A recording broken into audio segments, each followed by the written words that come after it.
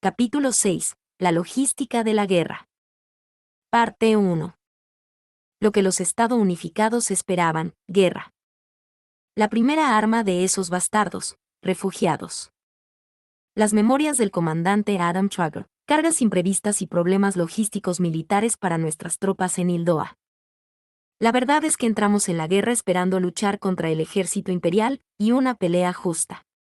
Pero en retrospectiva, fuimos dolorosamente ingenuos. Interpretamos completamente mal las circunstancias. El imperio era un experto y muchos años mayor que nosotros en lo que respectaba a la maldad de la guerra total, y nosotros éramos un grupo de recién llegados e inexpertos que entramos pensando que tendríamos una confrontación directa, justa y estándar.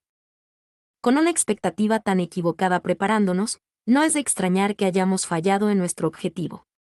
Aunque tiene mucho sentido cuando vuelves atrás y lo piensas después del hecho.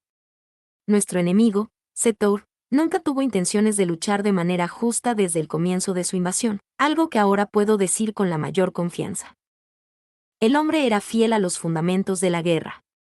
Especialmente cuando se trataba de utilizar las fortalezas de su propio ejército para explotar las debilidades del ejército contrario. Para él era crucial crear campos de batalla donde su ejército tuviera la ventaja de diezmar a las fuerzas enemigas. Este fue el principio que siguió cuando preparó el terreno para la guerra en Hildoa. El bastardo se aseguró de no perder nunca la iniciativa allí. Entramos en batalla pensando que éramos los protagonistas, cuando en realidad solo estábamos desempeñando un papel secundario en un guión que el imperio había preparado para nosotros. La abominación que ocurrió en Hildoa fue un juego de manos histórico que engañó a la alianza. Peor aún, se descuidaron las lecciones importantes que necesitábamos aprender. En la mente del público, el imperio ganó la batalla, pero nosotros ganamos la guerra.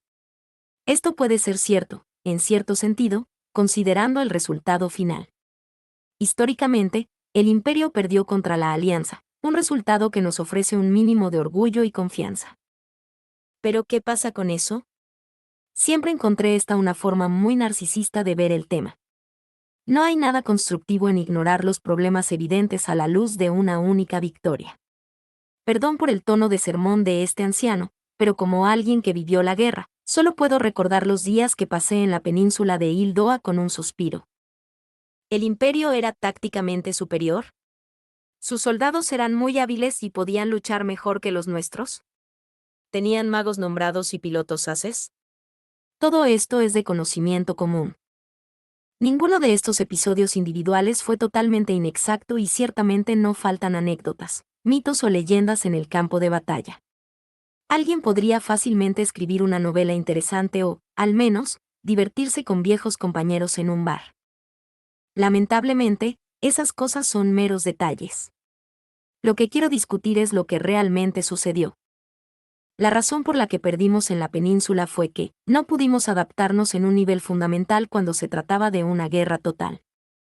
Cuando las reglas de un conflicto cambian, un ejército necesita adaptarse a ellas lo más rápido posible, y el costo de no poder hacerlo fue tremendo. Aunque hay muchos otros factores que debo mencionar. Uno de los más importantes fue, por ejemplo, el hecho de que nuestro enemigo era un grupo de bastardos podridos. Tal vez soy demasiado anticuado, pero por eso, sobre todo, no podía soportar esa escoria. Si bien sería falso argumentar que no era un general entre 1.000.000, el uso de refugiados por parte de ese bastardo de Setor para cargar nuestra logística fue tan moralmente repugnante como ingenioso. Fue más insidioso que un bombardeo táctico, y dado que pintó el ataque con un barniz de rectitud, lo llevó a cabo mientras el mundo entero miraba. Intentó poner de rodillas a nuestro ejército utilizando los estómagos de los refugiados de Hildoa. Este único ataque por sí solo fue más que suficiente para ganarse el apodo de estafador por el que todos lo conocemos. Si bien serían sus tácticas, sobre todo su política, las que eventualmente acabarían con el imperio, la campaña de Hildoa dirigida por Setor era su propio monstruo. Había calculado cada giro de toda la campaña, de principio a fin. ¿Saben cómo asediaban los castillos en la época medieval? Cuando ni siquiera había bombas, y mucho menos magia, los muros de piedra de un castillo eran tan impenetrables como un muro podía llegar a ser, y la mayor preocupación de un atacante entrante era cómo derribar el castillo. La táctica dominante de la época era ahuyentar a los que vivían en los alrededores de sus hogares y llevarlos al castillo, un método para ganar sin atacar que los tácticos medievales probablemente tomaron prestado de sus predecesores. Para bien o para mal, la historia de la humanidad es una historia de guerra, y las tácticas empleadas por el imperio en Ildoa fueron un simple resurgimiento de métodos históricos probados y verdaderos. Se podría decir que, en este sentido, el imperio fue un sucesor destacado a la hora de mantener vivos a los clásicos, y parece que el general Setor, en particular, era un hombre muy leído. Es algo que los estudiosos señalan a menudo ahora, pero las tácticas empleadas por el general Setor, comúnmente elogiadas como fantásticas y extrañas, fueron, en la mayoría de los casos, tácticas sólidas que se basaron en conocimientos del pasado. Un buen ejemplo de ello fue la Operación Puerta Giratoria desde el frente del Rin. Si bien comúnmente se considera un uso dramático de la guerra de maniobras, fue principalmente la guerra de túneles la que hizo el trabajo pesado al causar el colapso de la línea defensiva. Otro ejemplo clásico más de guerra anti-castillos de tiempos anteriores a que los explosivos fueran algo común. Incluso su estilo asombrosamente agresivo de guerra de maniobras en el frente oriental es otro ejemplo más, tomando la clásica teoría de la guerra de atraer, rodear y destruir a un enemigo en una batalla de campo y llevar el concepto hasta sus límites. Las tácticas de decapitación, algo en lo que la gente suele verlo como un innovador, también tienen amplios precedentes en los numerosos asesinatos ocurridos a lo largo de la historia. No faltan ejemplos de ejércitos que sucumbieron al caos después de perder a oficiales al mando clave. Si hay algo que debe reconocerse acerca de la implementación de estas tácticas por parte del general Setor, es que las adaptó a la guerra moderna de una manera increíblemente refinada. Lo mismo podría decirse también del imperio en su conjunto. Bastardos, todos ellos, pero tenían una increíble habilidad para la guerra. Eran como una manada de bestias feroces que podían pensar. Si a nosotros, los marines, se nos ordenara enfrentarnos al enemigo en combate directo, habríamos ganado. Si nuestra nación nos lo hubiera ordenado, lo habríamos cumplido. El problema era que no había ningún enemigo contra quien luchar cuando llegamos allí. ¿Por qué? Porque nuestro enemigo era ese hijo de puta de Setor. Nunca tuvo la intención de luchar contra nosotros desde el principio. Puedo decir con seguridad que el estafador nunca vio todo el teatro de Ildoa como algo más que su propia caja de juguetes. Era suyo para hacer lo que quisiera, un catalizador para acariciar el ego del imperio. Por eso jugaba allí a su antojo, poniendo al país patas arriba, solo para regresar al norte como si nunca hubiera sucedido. Nos dejó a nosotros, los adultos, limpiar el desastre que había dejado atrás. Nunca tuvo ningún interés en Ildoa. No era más que una forma de ganar tiempo y un lugar al que obligarnos. Hay buenas razones por las que este punto de vista también es válido. No busquen más, los registros sobre logística y suministro, ellos cuentan la historia. Lamentablemente para nosotros, el público a menudo considera que nuestro despliegue por sí solo es heroico y la cúspide de la guerra. Innumerables historiadores han agotado un océano de tinta que detalla las batallas campales, y no es diferente en el caso de los grandes enfrentamientos navales. Es solo la batalla inicial la que aparecerá en cualquiera de los libros de historia. Por el contrario, el mundo de la logística es, francamente, bastante soso.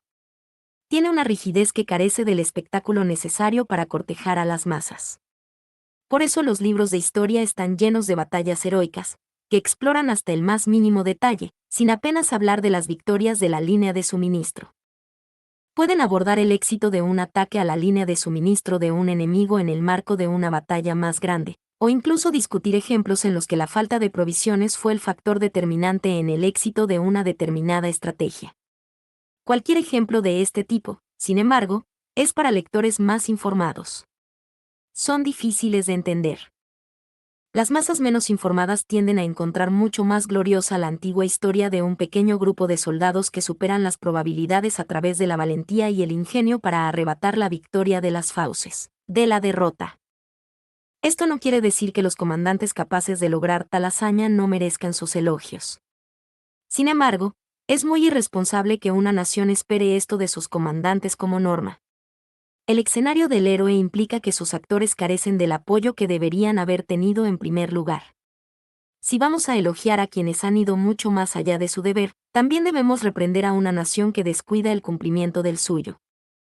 Lo que se necesita no son solo algunas palabras floridas de elogio, sino también capacitación y equipo adecuados. Llevar incluso un solo vaso de agua a las líneas del frente significa que alguien en algún lugar de la retaguardia debe llevarlo allí. Esto es con lo que estamos tratando aquí. En tiempos de paz, acceder a un vaso de agua es tan sencillo como abrir un grifo. Sin embargo, tus opciones se vuelven mucho más limitadas durante una guerra, donde necesitas llevar esa agua desde su fuente al campo de batalla, tratar el agua que se encuentra en el campo o descuidar por completo las necesidades de tus soldados. Los ejércitos son grupos masivos de personas, y la gente tiene hambre y sed. Esperar que los soldados mueran luchando cuando ya están muriendo de hambre y deshidratación sería el colmo de la insensibilidad. Para evitar que esto suceda, el ejército necesita funcionar como una organización.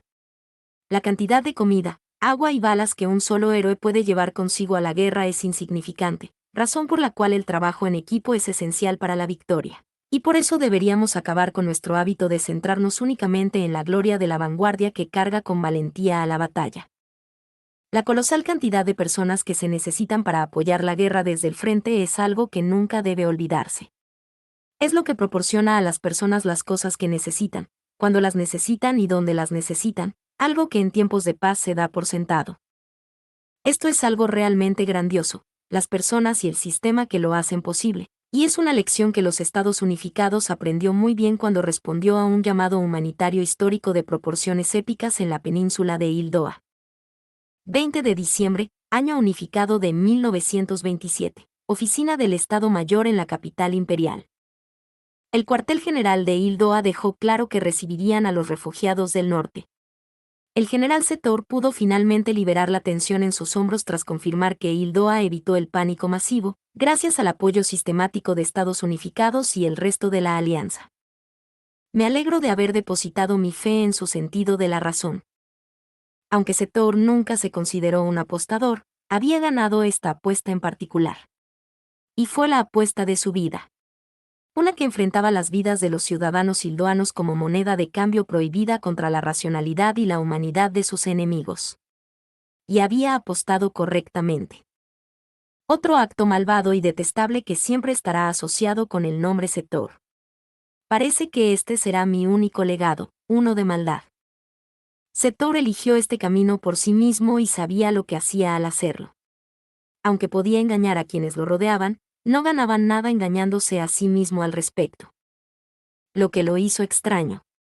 A pesar de haberse convencido de que estaba preparado para interpretar al villano, había una parte de él que se sentía reivindicada por el resultado. ¡Qué sentimental! Su alma se sintió en paz. Se sentía como si estuviera exento de sentirse culpable. Con un suspiro, cogió un paquete de cigarrillos para llenar sus pulmones con el tabaco que tanto necesitaba, cuando se le ocurrió una extraña idea.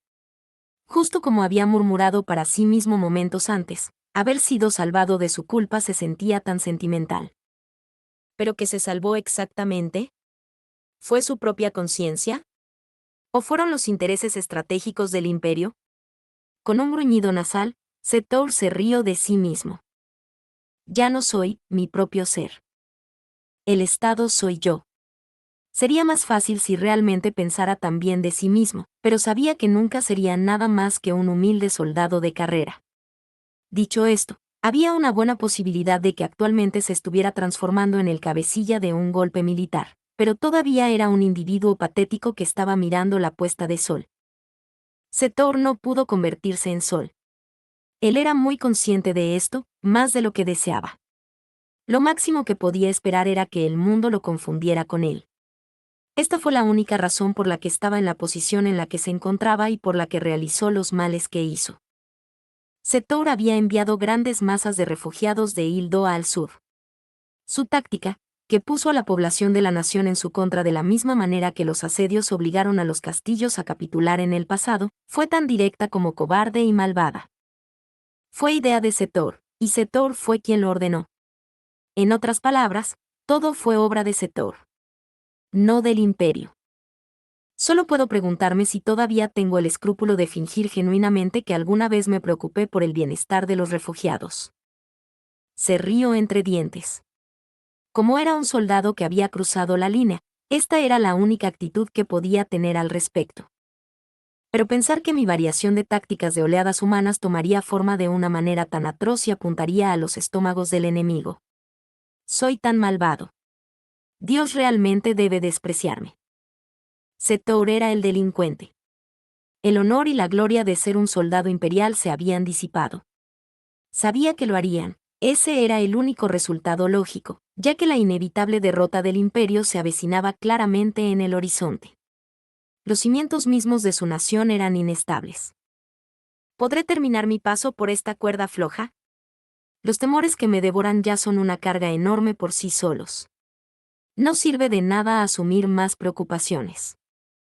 Una bocanada de humo salió de la mueca de la boca de Setor, llevando consigo su sentimiento. Siempre quise ser una buena persona. Incluso pensó que lo era, o, al menos, alguna vez lo pensó. Pero estos son los tiempos en los que vivimos.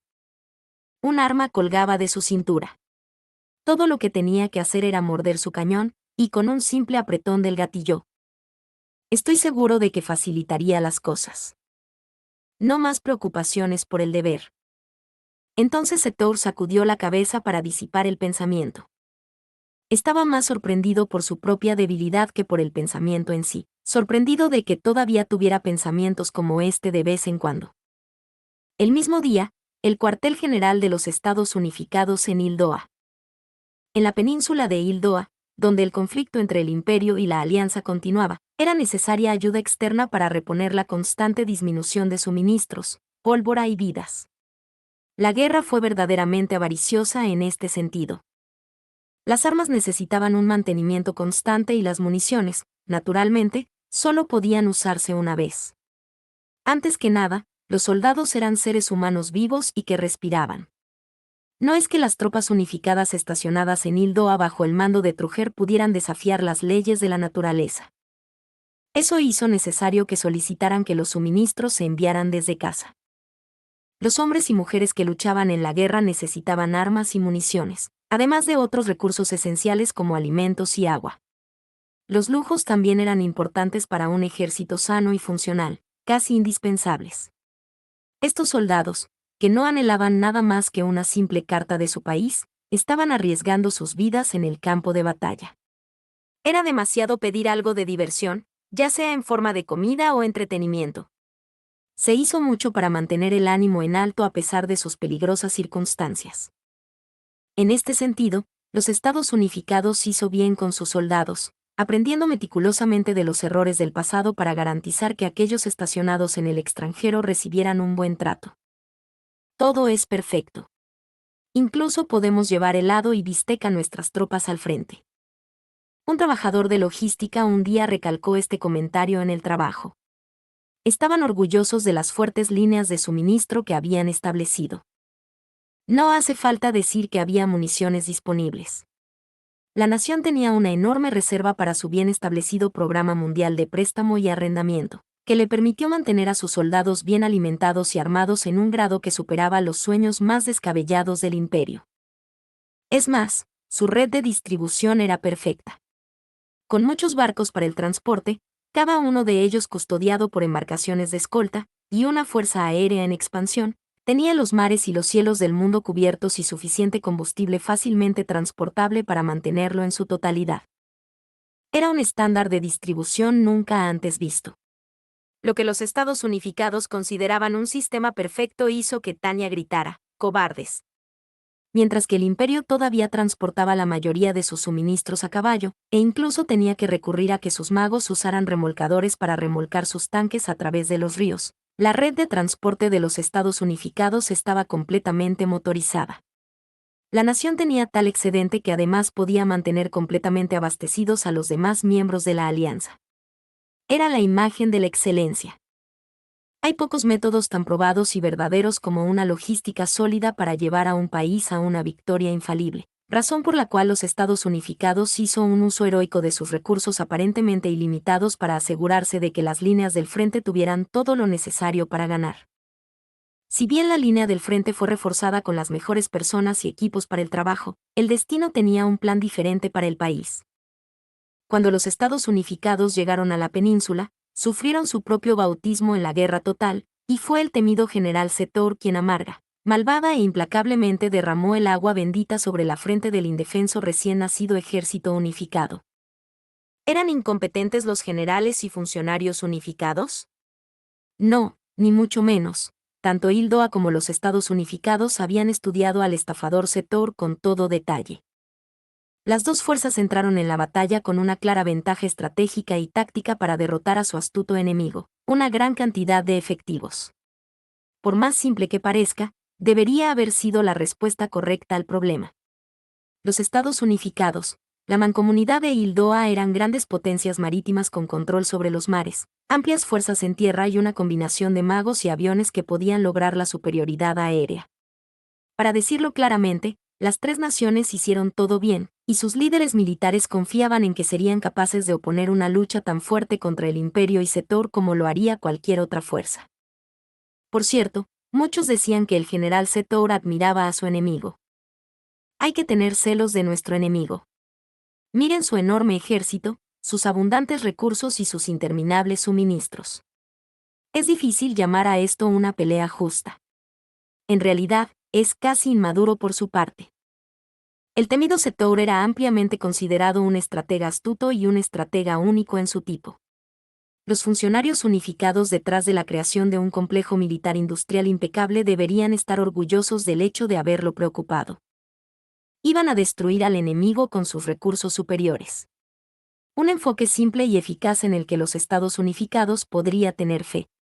Un ejército perdedor que se lamentaba de perder por falta de recursos nunca debería haber ido a la guerra en primer lugar. En última instancia, esto sería lo que llevó a Setor a pasar a la historia como el general derrotado en el que se convirtió. Sin embargo, ya era sabido que el temido Setor pasaría a la historia como una cosa más, un estafador. Esta reputación suya se ha consolidado no solo en el frente oriental, sino también en el oeste. Cuando los Estados Unificados hubieran preparado sus fuerzas en Hildoa para una contraofensiva épica contra el ejército imperial, la bomba puesta a sus pies por el experto en guerra total explotaría. Una explosión que haría que los burócratas unificados prácticamente se desmayaran ante los informes más recientes. No tenemos suficientes barcos. O suministros. ¿Qué diablos está pasando? La realidad fue nauseabunda para los planificadores que supervisaban la logística, quienes se lamentaban del desesperado estado de su marina mercante. ¿Qué podría haber llevado a esto? Podrían entender la causa. Todo se debió a un aumento inesperado de la demanda, por dos razones. Primero, la falta de recursos críticos del ejército hildoano. Y segundo, el impacto geográfico de la guerra total en Hildoa. Si los Estados Unificados hubiera tenido que afrontar solo uno de estos problemas, probablemente habría podido afrontar el desafío sin problemas. Sin embargo, el hecho de que ambos culminaran juntos en el peor momento posible generó un gran dilema. La invasión relámpago de Hildoa por parte del general Setor condujo a la ocupación de la zona industrial pesada del país al norte por el ejército imperial, lo que pasaría a ser descrito como uno de los acontecimientos más catastróficos de la guerra.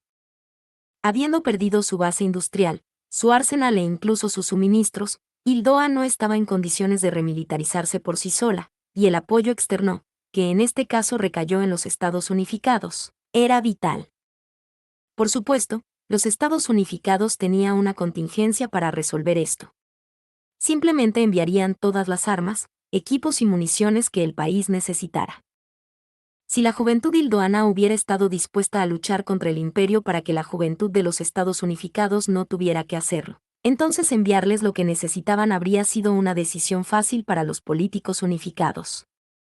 Desde una perspectiva a largo plazo, el tío Sam estaba más que dispuesto a ayudar a mantener al ejército hildoano luchando en el frente. Aunque también era cierto que esto planteaba un problema a corto plazo. Si necesitaban mantener armados a docenas de soldados movilizados, entonces significaba que los Estados Unificados tendría que reducir la asignación de recursos para su propio ejército. También estaba la pesadilla de tener que enviar todo lo que su aliado necesitaba. Un responsable de las disposiciones de los Estados Unificados a quien se le ordenó hacer esto posible comentaría acertadamente: ¿creen que estas armas crecen en los árboles? Capítulo 6. La logística de la guerra. Parte 2. Si bien la nación tenía un enorme excedente de armas y balas, estos todavía eran finitos. Incluso para la enorme base manufacturera de la que se jactaban los Estados Unificados, no era una tarea fácil armar a los ejércitos de la Mancomunidad, la República Libre e incluso la Federación, manteniendo al mismo tiempo bien equipado su propio ejército en rápida expansión. Además de tener que hacer esto, se esperaba que enviara suministros para las fuerzas hildoanas de más de una docena de divisiones.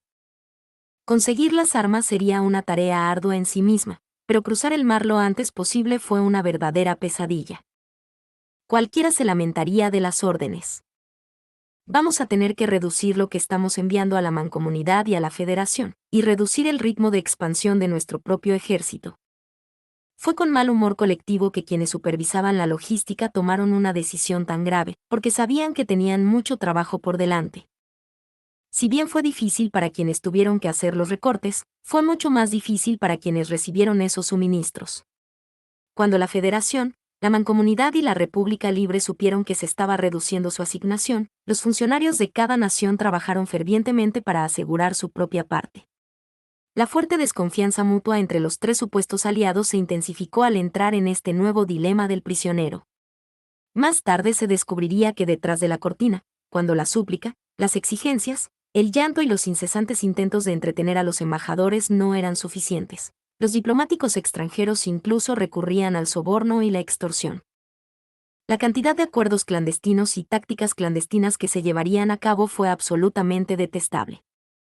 Esto debería haber sido más que suficiente para deshacer el vínculo deficiente que tenían las naciones en su alianza. Aunque antes de que la separación definitiva entre los campos de pensamiento se arraigara en el este y el oeste, se había abierto una clara brecha entre los dos lados. Si no fuera por la existencia de un enemigo mutuo abierto y obvio, este cambio en la asignación de la oferta crearía hostilidad más que suficiente para desencadenar un nuevo conflicto. Como tal, los Estados Unificados tomó una decisión con la que todas las partes interesadas pudieron ponerse de acuerdo a regañadientes.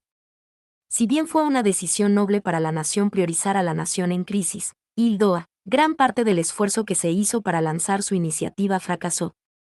A pesar de los mejores esfuerzos de los Estados Unificados, el ejército hildoano simplemente carecía de una red de distribución que pudiera manejar adecuadamente la cantidad de suministros que necesitaban. Hasta que se pudieran establecer nuevas líneas de suministro internas, el ejército hildoano dependía totalmente de los Estados Unificados para obtener hasta la última bala y hasta el último bocado. E incluso entonces, la cuestión del suministro de armas a Hildoa era una de las cuestiones más fáciles que enfrentarían los Estados Unificados como nación. El peor problema manifestado fue la escasez nacional de alimentos, un recurso vital que los ciudadanos de Hildoa necesitaban para vivir. Este fue un completo punto ciego para los funcionarios unificados y un gran dolor de cabeza. Eso no quiere decir que no tuvieran consideración por la escasez de alimentos.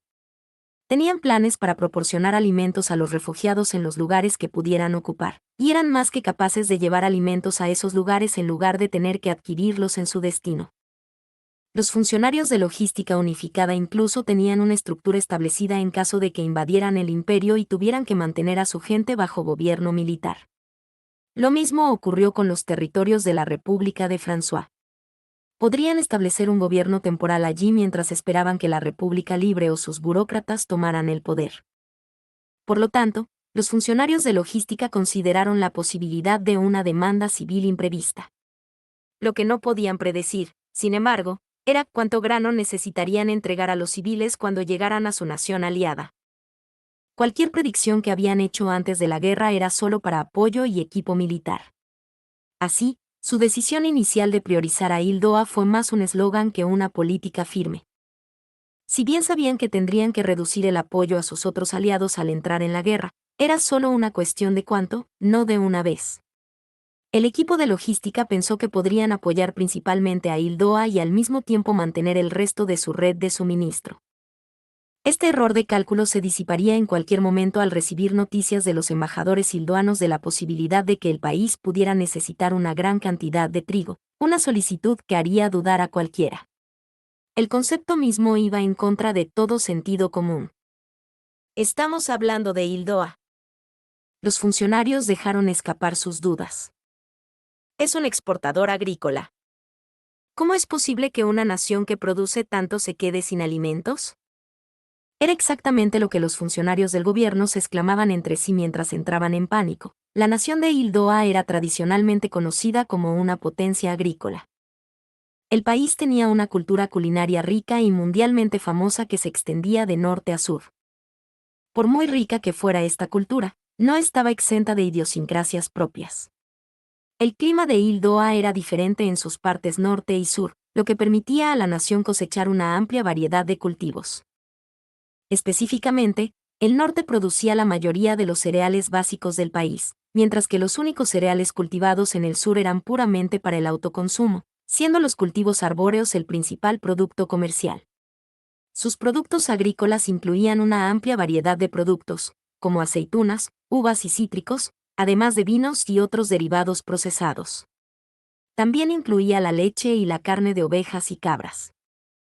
Hildoa tenía una gran cantidad de productos por los que era bien conocida, y había pocas naciones en todo el mundo que igualaran la escala de las exportaciones agrícolas de la nación. Si hubo alguna dificultad con la base agrícola de la nación, fue que la gran mayoría de sus productos comerciales eran difíciles de utilizar como alimento básico. Si fuera un momento de paz, esto no sería un problema. La nación disfrutaba de una ventaja comparativa que habría enorgullecido a Ricardo.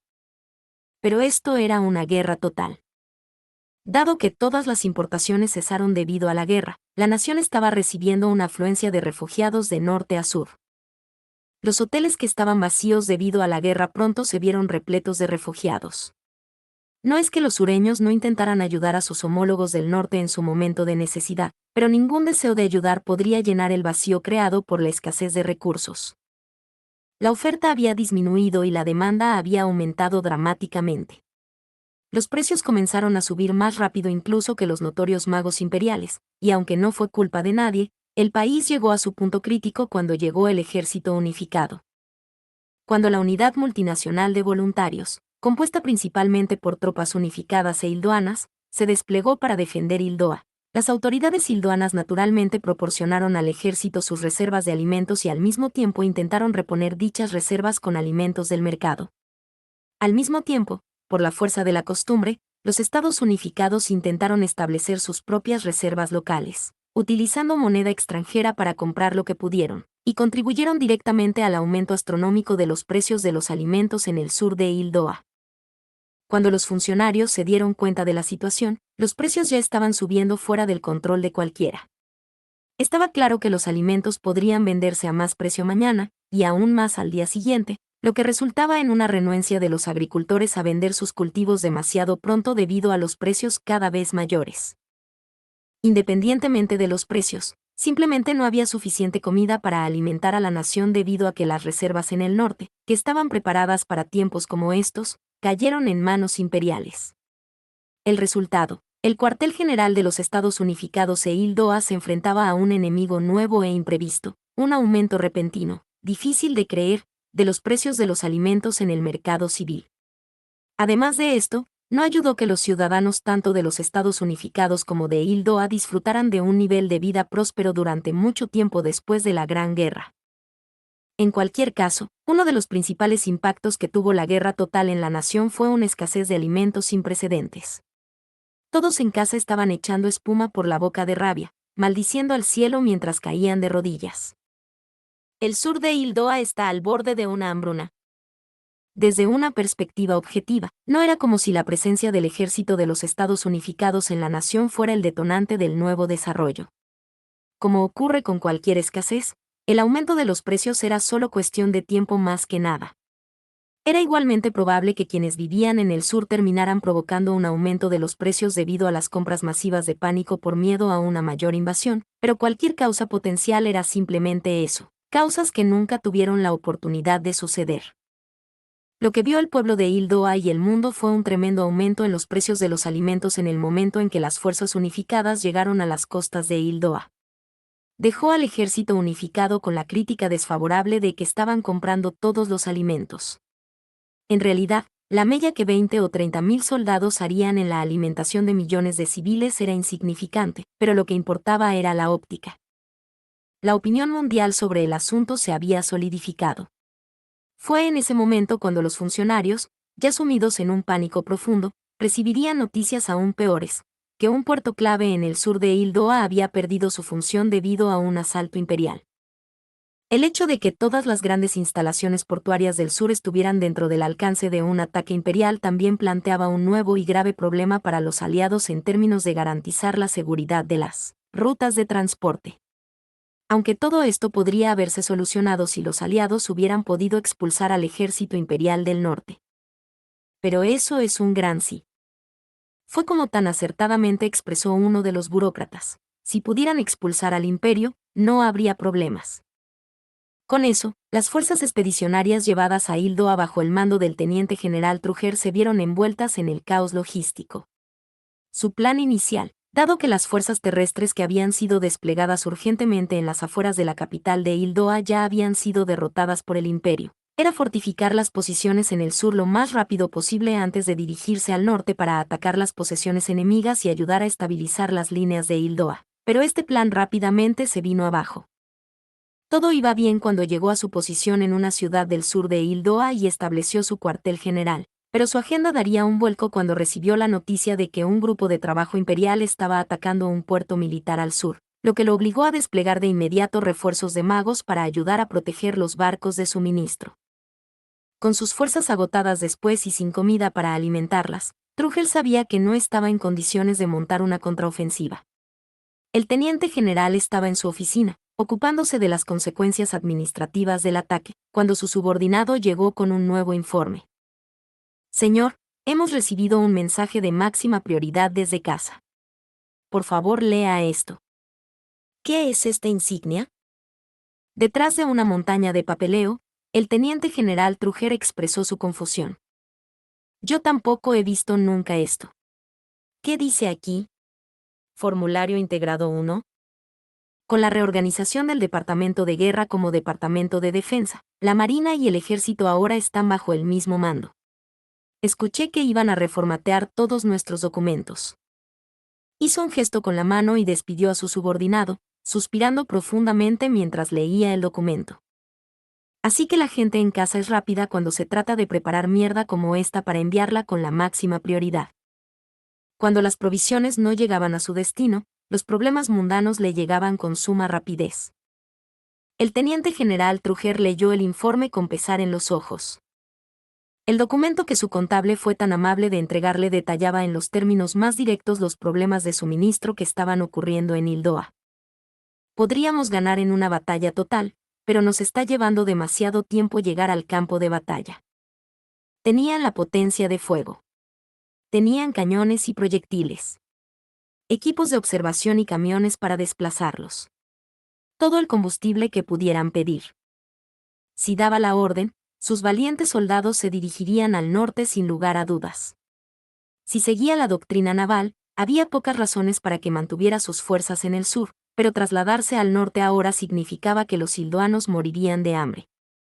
Vinimos aquí para luchar contra el ejército imperial. ¿Qué demonios es esto? Trüger dejó escapar un gran suspiro. El problema del transporte marítimo es demasiado grave. Si tan solo no tuviéramos que distribuirles la comida a los hildoanos. El hombre mordió el cigarro que tenía en la boca y miró el mapa estratégico que había dejado sobre su escritorio. Actualmente, el ejército imperial tiene 13 divisiones y 3 divisiones Panzer.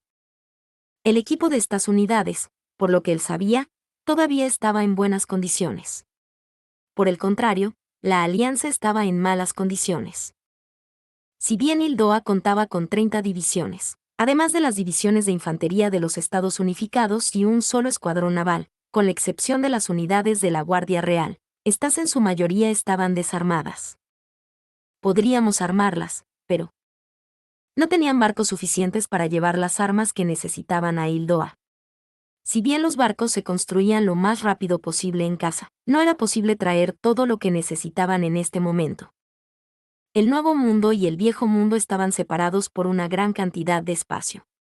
El solo hecho de llevar esta cantidad de soldados junto con las inmensas provisiones para mantenerlos abastecidos a través del gran mar que los dividía fue una hazaña en sí misma. Si nuestros barcos no estuvieran siendo utilizados para transportar trigo, podría enviar 20 de nuestras propias divisiones junto con un par de hilduanas al norte y ejecutar nuestro plan B para rodear y destruir las principales fuerzas imperiales. Los estados unificados tenían dos opciones: llevar trigo a Hildoa o llevar sus fuerzas al norte. El buen soldado no tenía elección, por muy guerrero que fuera. Si enviamos a nuestros soldados al norte, la hambruna de los del sur recaerá sobre nosotros. ¿Valía la pena una victoria militar por la vida de los civiles?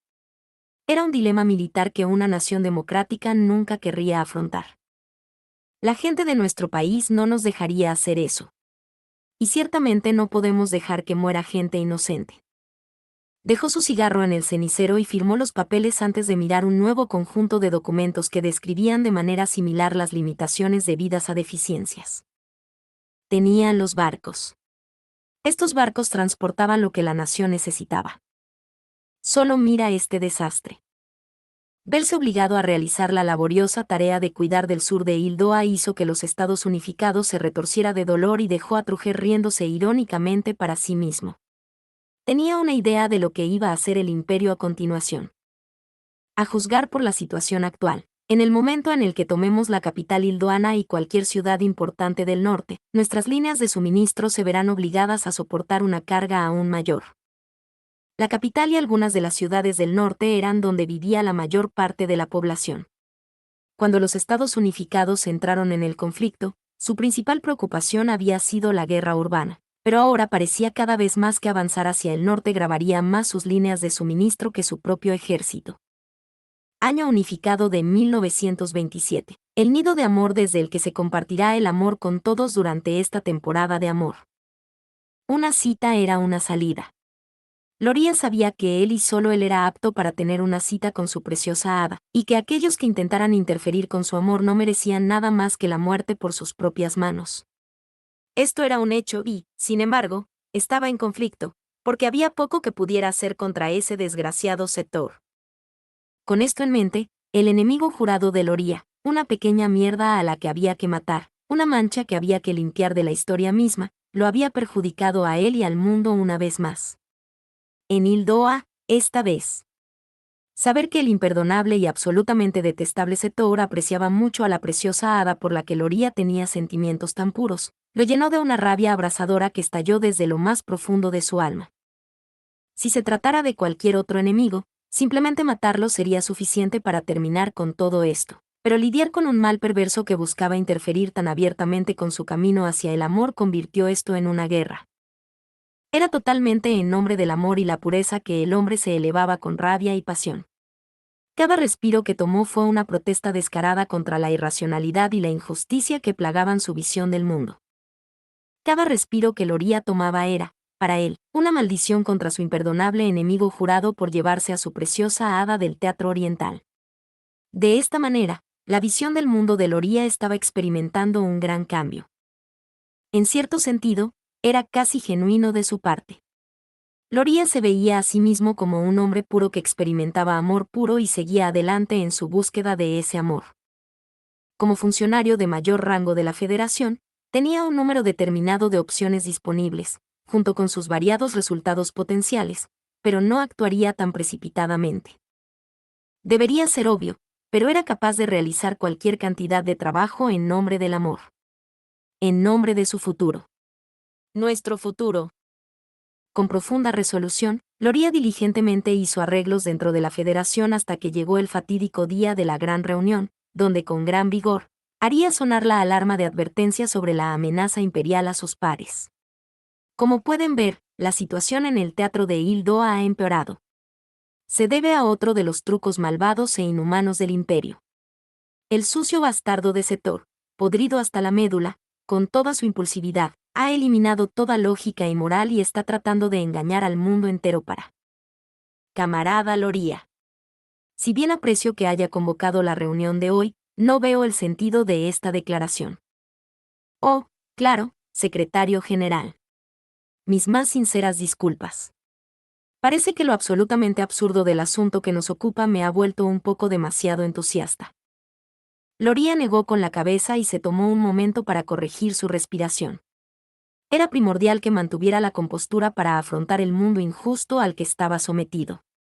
Incluso si la habitación que compartía con el secretario del partido para esta reunión secreta era escalofriantemente fría, todavía necesitaba hacer un esfuerzo tremendo para calmar sus propios nervios. Permítame aclararme. El Imperio está usando a Hildoa como escenario para un truco. Con un fuerte golpe, Loría señaló un montón de documentos que sostenía en la otra mano mientras hablaba. Estos documentos explican detalladamente el astuto pero muy lógico plan para involucrar a los Estados Unificados en Hildoa. Aunque sea una mancha despreciable, nuestro enemigo ha ideado un gran plan. Todo estaba tan claro como el día. Los compañeros de Loría no necesitaban ser tan astutos para entender, pero, aún así, de alguna manera se les pasó por alto, lo que lo obligó a contarles a aquellos que no sabían del amor lo que vio. Sí. Sí. Ahora cálmese, no hay necesidad de enojarse por eso. Si bien a primera vista parece que el Imperio inicialmente cavó su propia tumba al arrastrar a los Estados Unificados a esta guerra.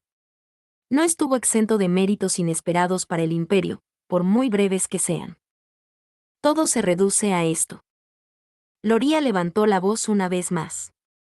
La ayuda unificada a Hildoa, principalmente en lo que respecta a su ayuda humanitaria, inevitablemente ejercerá una inmensa presión sobre sus envíos al extranjero.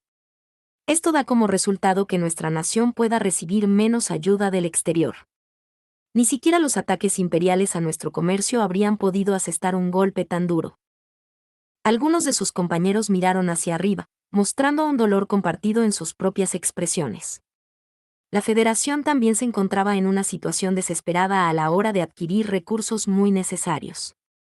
Probablemente podrían arreglárselas sin el apoyo si lo necesitaran, pero dado que la guerra total estaba pasando factura a su nación, era mejor para ellos tener acceso al apoyo si podían. Loría adoptó un tono más alegre cuando habló a continuación. Mirando un punto más positivo, nuestros nuevos aliados obligarán al Imperio a dividir su frente de guerra en Hildoa. La presencia de un segundo frente de guerra debería aligerar la carga de nuestra parte. Esto es un hecho. Esto también es algo que hemos solicitado muchas veces a nuestros compañeros miembros de la Alianza, incluida la Mancomunidad. Loría hizo una breve pausa antes de continuar. Se sintió como si lo estuvieran engañando.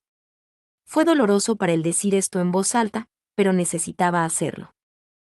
Aún tienen que responder plenamente a nuestras solicitudes de manera significativa.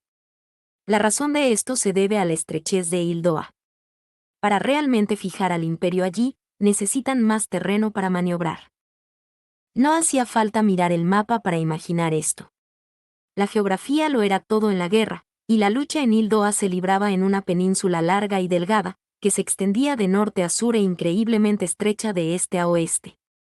En comparación con la enorme extensión de tierra que compartían la Federación y el Imperio, la división entre el norte y el sur en Hildoa no era más que una pizca de tierra. El ancho de la península era el tamaño máximo que el frente podría alcanzar. Era demasiado ideal para construir una línea defensiva eficiente. A pesar de ello, también fue muy fácil ganar profundidad en la larga península. Era una geografía fácil de defender y difícil de atacar. Loría dejó escapar un suspiro mientras él continuaba lamentándose. Capítulo 6. La logística de la guerra. Parte 3. Lo que está haciendo es una estafa verdaderamente perversa. La Mancomunidad, los Estados Unificados e Hildoa lucharán aquí con el Imperio. Como si fueran los únicos protagonistas de esta heroica historia. Le resultaba fácil imaginar los repetidos avances y retrocesos que harían las otras naciones mientras actuaban como si fueran hermanos de armas de la Federación, pero la realidad de todo esto. Loría no intentó ocultar su asombro mientras continuaba. Lo que están haciendo es protagonizar el juego del gato y el ratón del Imperio. Todo mientras estamos involucrados en un baile mucho más íntimo aquí, que nos ha llevado al borde del agotamiento. El único deseo de Loría era bailar muy íntimamente con su hada. Para él, necesitaba disfrutar de los frutos de su adoración por su preciosa hada antes de que su pureza expirara. Necesitaban bailar juntos, cantar juntos, lamentarse juntos, jadear juntos y sentir el amor del otro. A pesar de esto, no pasó nada en la federación donde estaba atrapado. Como cazador y maestro del amor, Loria estaba seguro de que, si existía un verdadero mal en este mundo, ese era Zetor. A Loria le tocó provocar la ira entre sus compañeros por el hombre que no conocía la vergüenza. Y, por lo tanto, mis camaradas, además de que los recursos que estaban destinados a nosotros fueron enviados al nuevo frente de guerra, corremos el peligro de que los miembros de la Alianza en el oeste se atribuyan el mérito de ganar esta gran guerra. Con resentimiento en sus ojos, Loria miró severamente a los miembros que asistían a la reunión antes de gritar su denuncia de las injusticias que le sucedían. Es como si nos robaran una amante directamente de una cama que hemos preparado con extrema diligencia. Solo imaginar esto fue suficiente para hacer que el corazón de Loria latiera con fuerza en su pecho. Oh, mi hada. Mi preciosa, preciosa hada. No mereces nada más que arrodillarte ante mí y cantar tu elegante canción. Aquí, donde perteneces. Es mi deber arrancar esta flor antes de que florezca por completo y sus pétalos caigan al suelo. No podemos permitir que ocurra esta injusticia. Hay que prevenirlo a toda costa. ¿Me escuchan? Cueste lo que cueste. Debemos detener esto. Camarada Loria, realmente debo señalar que sus declaraciones finales un poco carecen de compostura. Por favor, perdóneme. Puedo emocionarme cuando se trata de mi ansiedad por el futuro de la Federación y cuando se trata de propagar los ideales del socialismo y cómo debería ser el mundo. Por supuesto.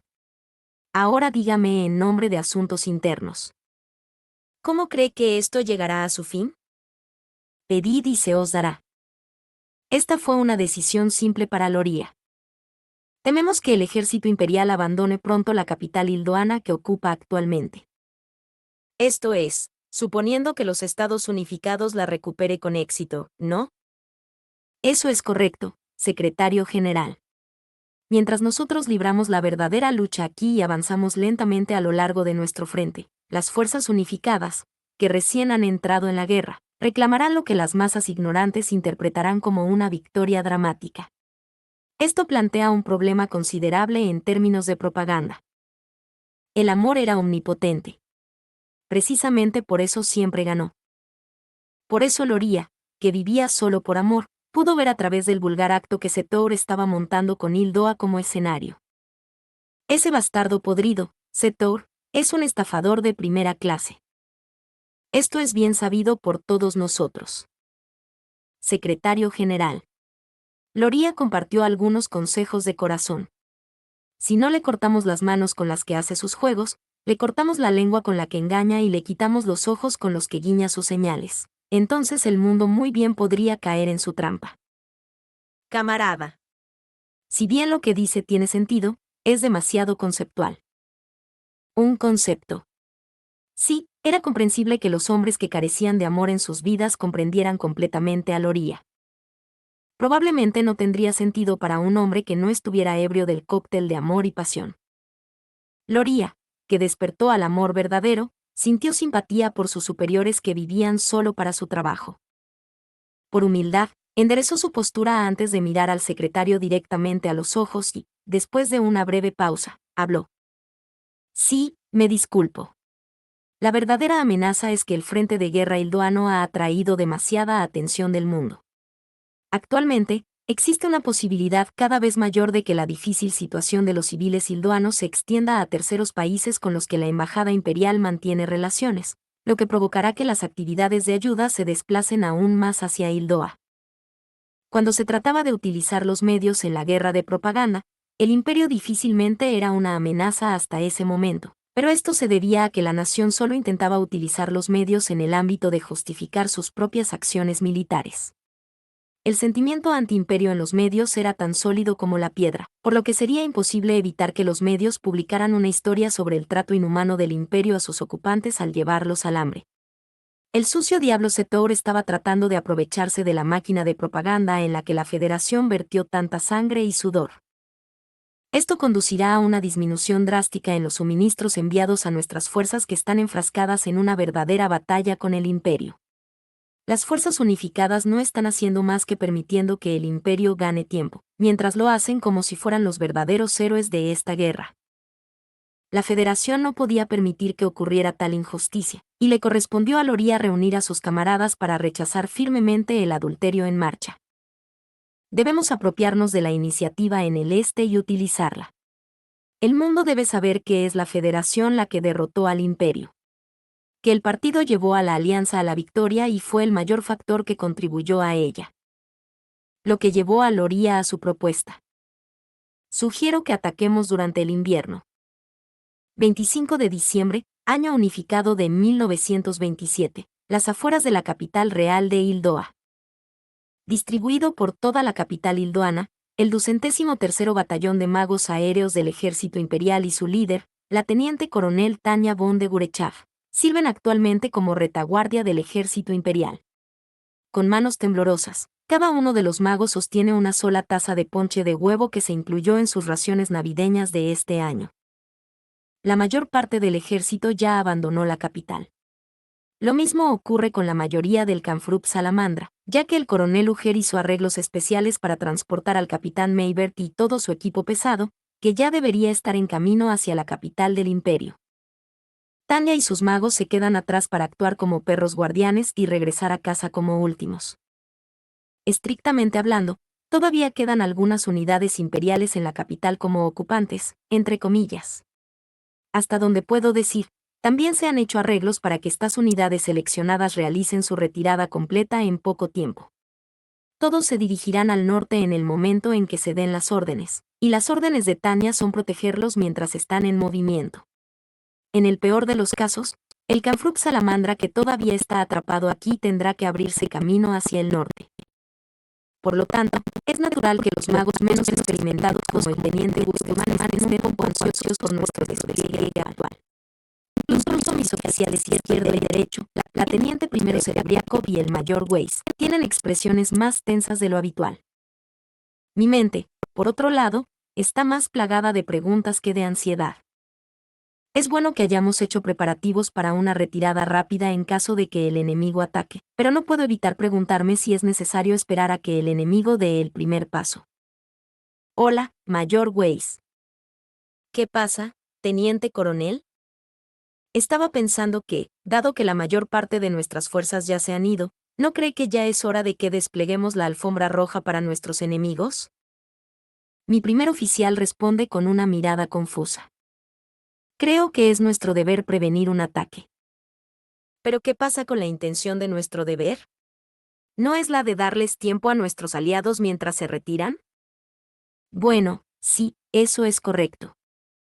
Mi primer oficial asiente, pero no sin una mirada dudosa, a la que le respondo con franqueza. ¿Por qué no invitarlos aquí? Está bien que hagamos eso. El plan es abandonar esta posición de cualquier manera, y ciertamente no soy partidaria de ceder la iniciativa a nuestros enemigos. Fingir una fiesta de Navidad o algún tipo de conmoción mientras nos retiramos sería un escenario mucho mejor en mi mente. Suena un pequeño aplauso cuando se me ocurre una nueva idea en el acto.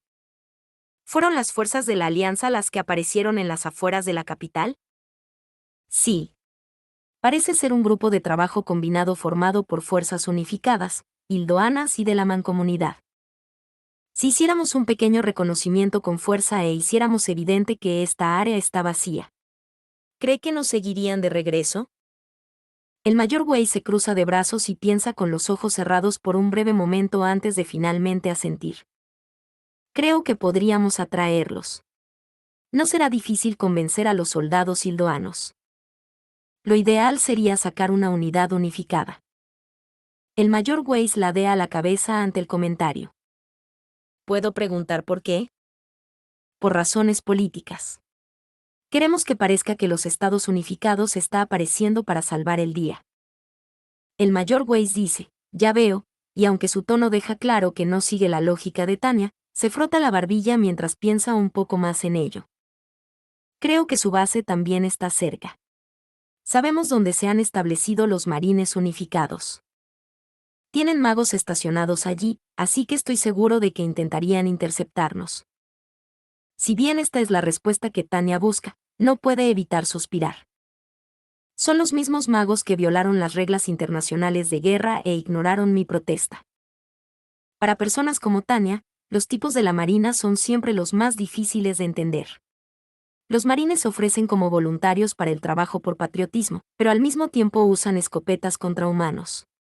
Según la interpretación imperial de las leyes, se afirma de forma bastante implícita que el uso de armas tipo escopeta es inhumano porque causa sufrimiento innecesario al mutilar a sus objetivos.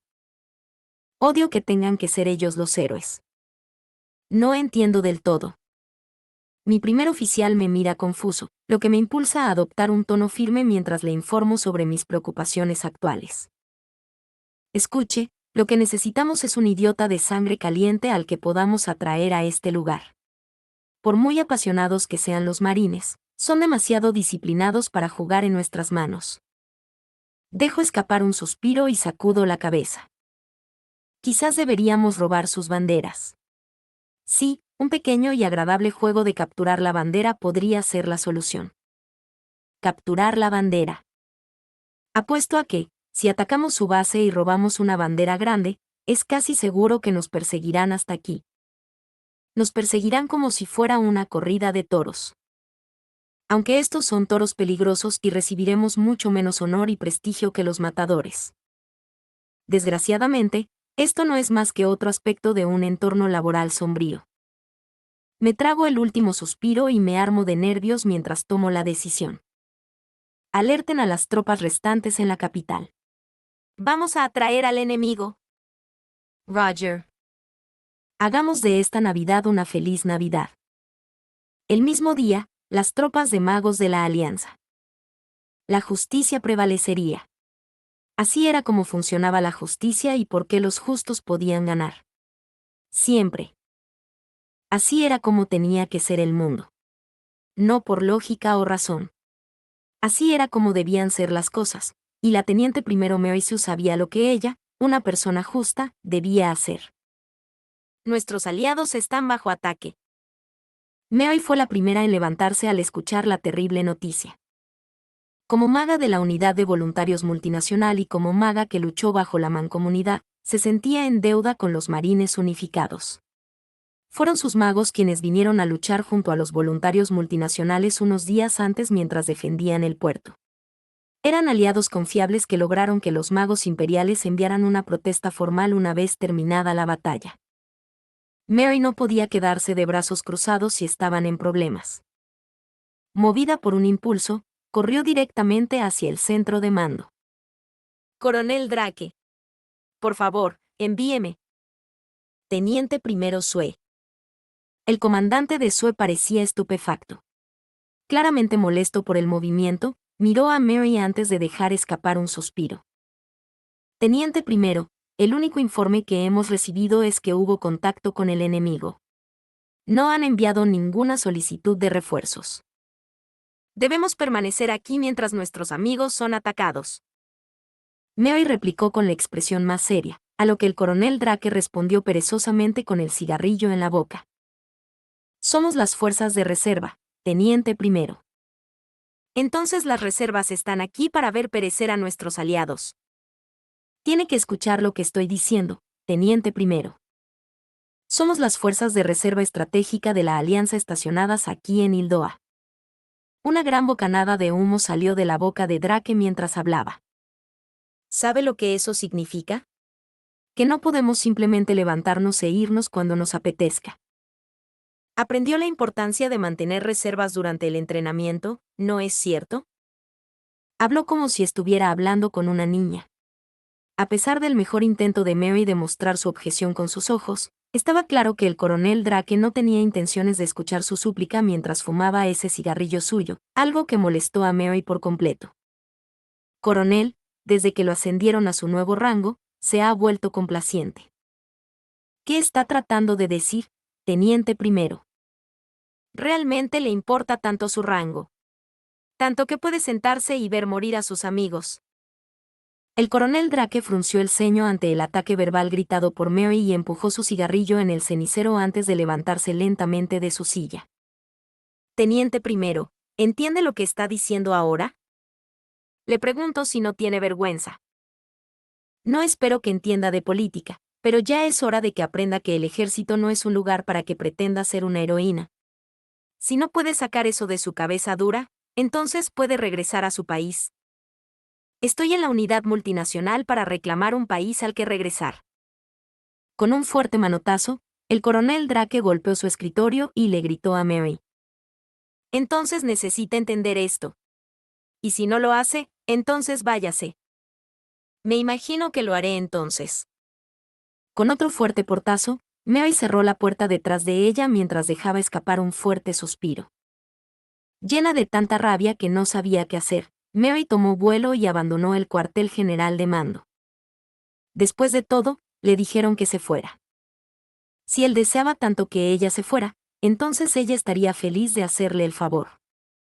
Ya era hora de que ella hiciera lo correcto con las personas adecuadas. Mary se calmó antes de dirigirse al cuartel, donde esperaba encontrar personas con ideas afines. No sabía qué decir, ni si alguien iría con ella. ¿Todos entenderían que ella tenía razón aquí? Mary sabía que mientras fuera sincera, todo saldría bien. Tenía que haber personas que estuvieran de acuerdo con ella. Personas que pudieran ser sus verdaderos compañeros. Por supuesto que lo harían. Después de todo, estaba haciendo lo correcto. Cuando Mary abrió la puerta del cuartel, reunió todo el coraje que pudo para hablar. Todos. Por favor, escúchenme. Mary comenzó exponiendo su caso a sus compañeros. Sus palabras llegaron a sus oídos y penetraron en sus almas. Todos y cada uno de ellos eran unas buenas personas. Todos tenían el deseo de hacer el bien. Hacer lo correcto, con valentía en el corazón. ¿Fue una maldición? ¿O fue una bendición? No todos sus compañeros aceptarían su petición, pero tampoco todos la rechazarían. Sin importar cómo se sintieran, la mayoría optó por seguir lo que creían. Algunos optaron por seguir a Mary a la batalla para salvar a sus aliados. Algunos se mostraron más reacios y finalmente declinaron. Pero una cosa era segura. Que el llamado de Mary Sue era similar a una maldición, no muy diferente a un hechizo, y que sus palabras fueron dichas con la mayor sinceridad y devoción por ayudar al mundo.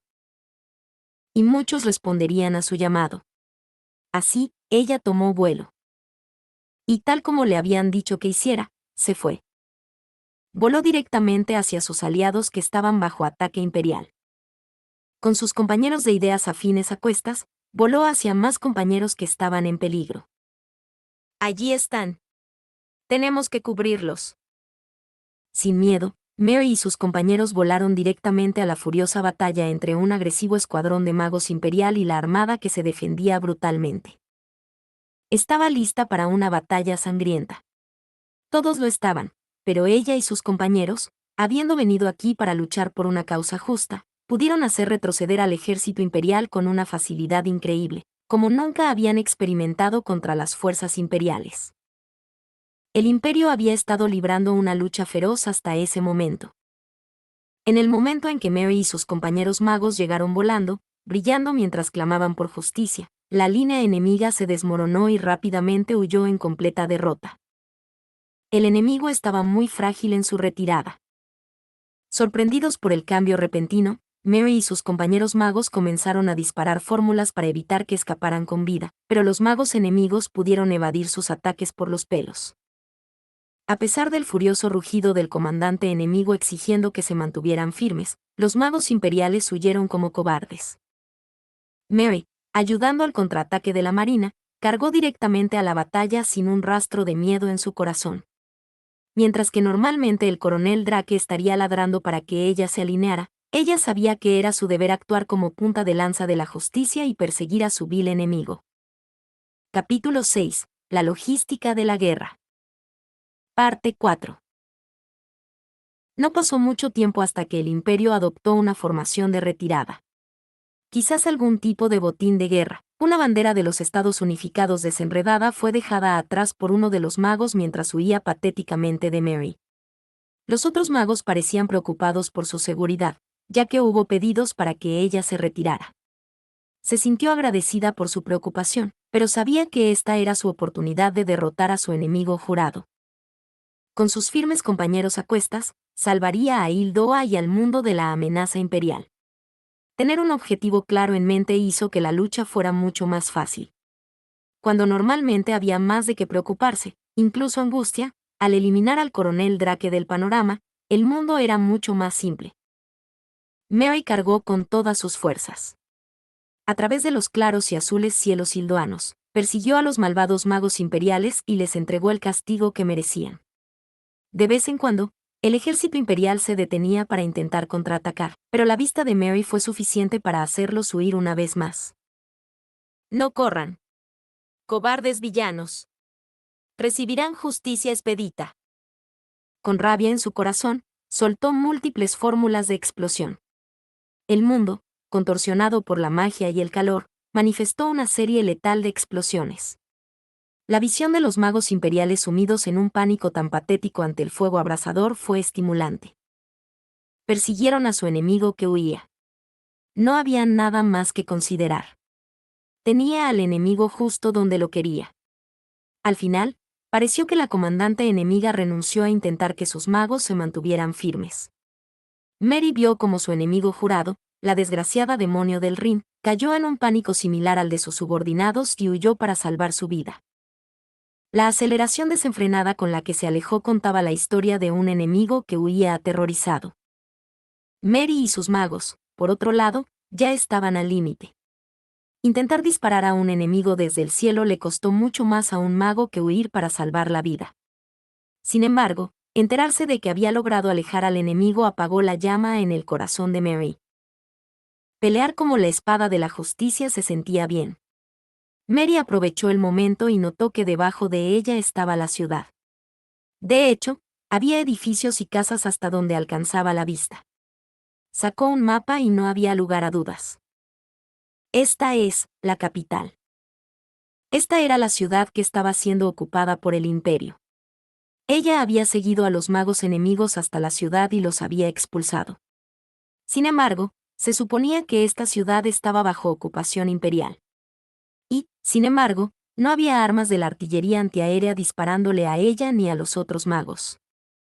Mary, inmediatamente abrumada por la sospecha, llamó a quienes la habían seguido hasta allí. El grupo tomó un vuelo rápido por la ciudad para ver qué estaba pasando. Fue entonces cuando se dio cuenta de lo que estaba mirando. No hay nadie aquí. Los edificios que habían albergado a los soldados imperiales estaban todos vacíos. Atrás quedaron montones de documentos escritos en vehículos imperiales abandonados. No se encontró ni un solo miserable soldado imperial. Lo que comenzó como una sospecha furtiva rápidamente se convirtió en convicción después de unas cuantas vueltas más por la ciudad. Entonces, finalmente Mary se dio cuenta de lo que había logrado. Su expresión se iluminó de inmediato.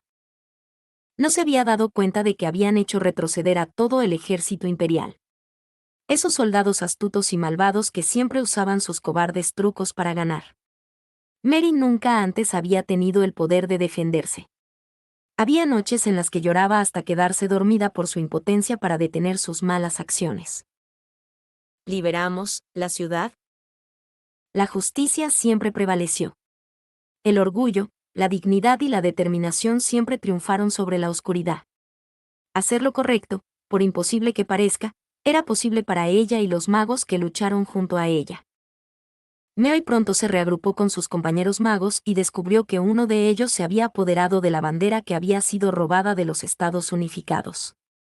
Había muchos soldados que venían de los Estados Unificados en la guarnición de voluntarios multinacional. Mantengamos en alto esta bandera que hemos recuperado. Mary decidió hacer marchar la bandera unificada por el centro del pueblo. La ciudad era una ciudad fantasma en ese momento. A pesar de ser la noche de Navidad, no se veía a nadie afuera. No era ningún misterio por qué, ya que la ciudad había estado ocupada hasta ahora. Era fácil saber con solo moverse por la ciudad que así también lo había sido. En cada esquina había un cartel o letrero que parecía de origen imperial afirmando su detestable dominio sobre la pobre ciudad. Lo más repugnante fueron las banderas imperiales que ondeaban alto para que todos las vieran en la plaza de la ciudad. Estas eran el símbolo del mal. Las banderas, ondeadas con arrogancia sobre la pacífica ciudad que el imperio había dominado, provocaron ira en el corazón de Mary. Esto está mal. Mary sintió que debía corregir lo que estaba mal. Que no se debe tolerar la existencia de algo malo. Lo que no se debe tolerar, hay que eliminarlo. El imperio y todo mal debían ser erradicados de este mundo, y Mary necesitaba hacerlo. Esta era la única manera de corregir los males del mundo y recuperar la paz que una vez conoció. Mary izó su bandera. La bandera correcta. La bandera que desterró la injusticia. Como libertadora de Hildoa la mantuvo en alto en el centro de la ciudad. Ondeaba gloriosamente con la brisa. Le hizo saber al mundo que el fin del imperio estaba cerca. Que la capital hildoana había sido recuperada. No perderemos. Ella traería justicia al mundo. Destruiremos el imperio. El mismo día, la capital imperial. Las noticias no tardaron en llegar al imperio. Sobre el escritorio de Setor se colocó un telegrama, que en ese momento disfrutaba de una agradable pausa para fumar con el consejero Conrad.